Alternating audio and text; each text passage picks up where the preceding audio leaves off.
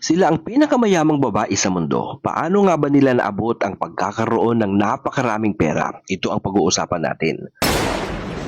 Sisilipin natin ang buhay ng mga babaeng hindi lang mayaman kundi pinakamayaman sa buong mundo. Ito ay ayon sa Forbes. Hindi lang ito tungkol sa pera, ito ay tungkol sa negosyo, pamana at kung paano nila ginamit ang kanilang impluensya. Mag-iwan kayo ng komento kung ano ang pinaka nakaka-inspire sa inyo sa ating kwento at mag-follow at like na rin.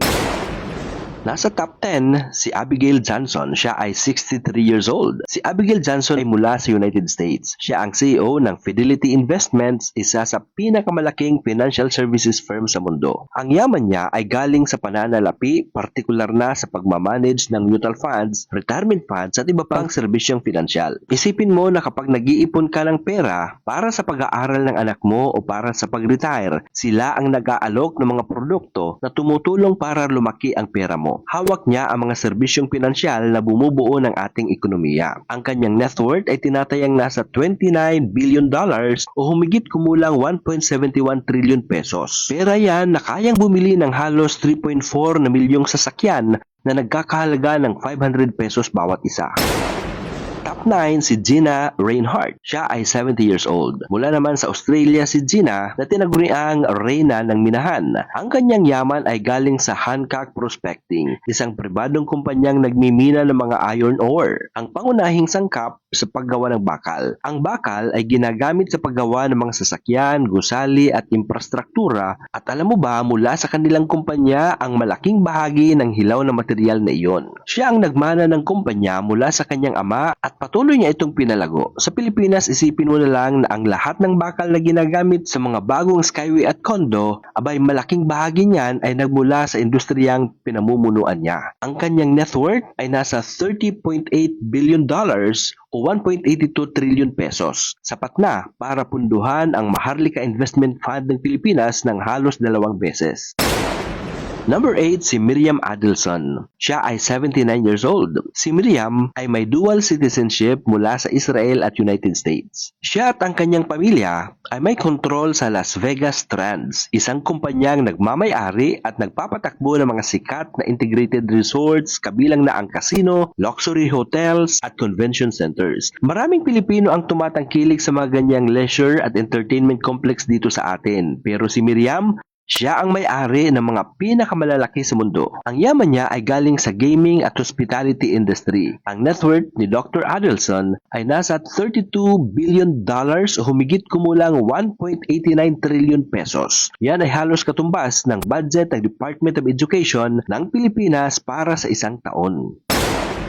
Top 7 naman ay si Rafaela Aponte Diamant. Siya ay 79 years old. Si Rafaela ay mula sa Italy at sa Switzerland. Siya ay kaisa-isang babae sa top 10 na co-founder ng kumpanyang kasama ang kanyang asawa. Ang kanilang negosyo, Mediterranean Shipping Company, ang pinakamalaking shipping line sa buong mundo. Ang yaman nila ay galing sa global shipping at logistics. Ibig sabihin, ang mga barko nila ang nagdadala ng halos lahat ng produkto na nabibili natin mula sa bigas, appliances at gadgets mula sa isang bansa papunta sa atin. Siya ang babaeng nagpapagalaw ng kalakalan sa mundo. Ang kanyang net worth ay nasa $33.1 billion o nasa 1.95 trillion pesos. Sa halagang yan, maaari mong bilhin ang lahat ng SM Mall sa Pilipinas gamit ang pirang yan.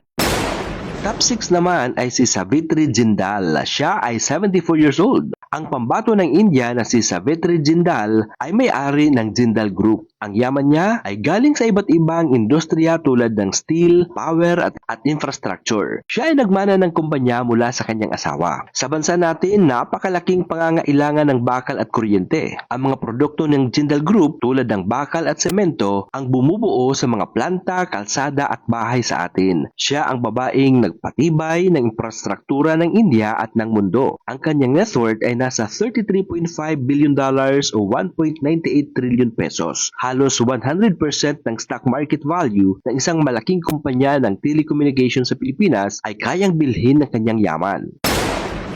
Top 5 si Mackenzie Scott. Siya ay 54 years old. Nakaka-inspire ang istorya ni Mackenzie Scott na mula naman sa bansang United States. Dati siyang asawa ni Jeff Bezos na may-ari naman ng Amazon o ang founder ng Amazon. Ang kanyang yaman ay nagmula sa kanyang shares sa Amazon.com. Ang negosyo ng Amazon ay e-commerce, cloud computing at digital streaming. Sa Pilipinas, sikat na sikat ang online shopping at ang Amazon ang hari niyan sa buong mundo. Pero ang mas nakakagulat kay Mackenzie, mas kilala siya sa kanyang philanthropy o yung pagiging matulungin. Wala siyang patumangga sa pagbibigay ng bilyon-bilyong dolar sa iba't ibang organisasyon. Ang kanyang net worth ay nasa $35.6 billion o nasa 2.10 trillion pesos. Halos katumbas ng 2 taong gross income ng lahat ng OFWs natin.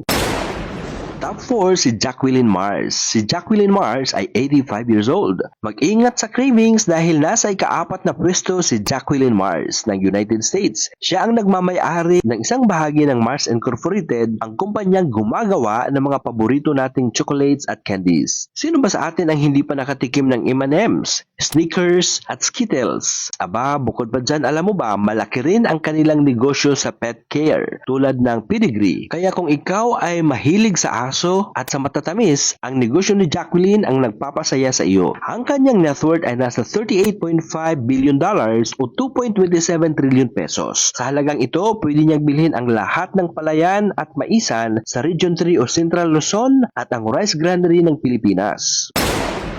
Ang top 3 natin ay si Julia Koch. Siya ay 62 years old. Pasok sa top 3 si Julia Koch ng United States. Nagmana siya ng yaman mula sa kanyang yumaong asawa na si David Koch. At mayroon siyang malaking stake sa Koch Industries. Ito ang pinakamalaking pribadong kumpanya sa Amerika na kumikita sa iba't ibang industriya mula sa oil refining, chemicals, hanggang sa paper products. Isipin mo ang papel na ginagamit natin sa printer, panggasolina na binibili natin at mga chemical na sangkap sa iba't ibang produkto, abay, malaking bahagi niyan ay konektado sa Koch Industries. Sila ang nagpapagana ng malaking bahagi ng industrial sa mundo. Ang kanyang net worth ay nasa $64.3 billion o nasa 3.79 trillion pesos. Kaya niyang bayaran ang lahat ng utang ng Pilipinas sa buong Japan.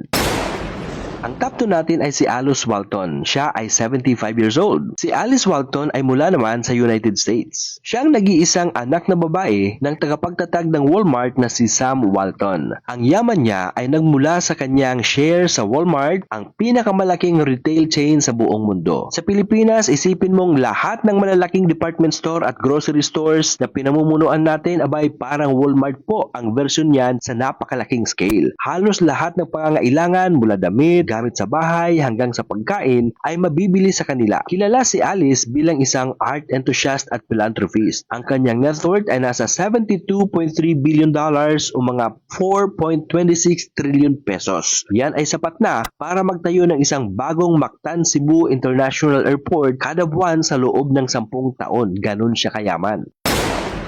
At ito na ang ating top 1, si Francois Bettencourt Meyers. Siya ay 71 years old. Siya ang tagapagmana ng L'Oreal Fortune. Ang negosyo niya ang pinakamalaking cosmetics company sa mundo. Sino ba ang hindi nakakakilala sa mga produkto ng L'Oreal? Halos lahat ng Pinay, maging ang mga Pinoy, ay gumagamit ng kanyang produkto. Mula sa shampoo, sabon, makeup, pabango, at hair color. Sa ilalim ng L'Oreal Group, ang mga sikat na brands tulad ng L'Oreal Paris, Maybelline, Garnier, Lancome, at na madalas nating makita sa mga TV stores at TV ads. Ang kanyang yaman ay galing sa pagpapatuloy ng negosyo na nagpapaganda sa mundo. Ang kanyang net worth ay nasa $99.5 billion o halos 5.87 trillion pesos. Grabe, di ba? Yan ay higit pa sa gross domestic product o GDP ng buong Pilipinas sa loob ng isang buwan.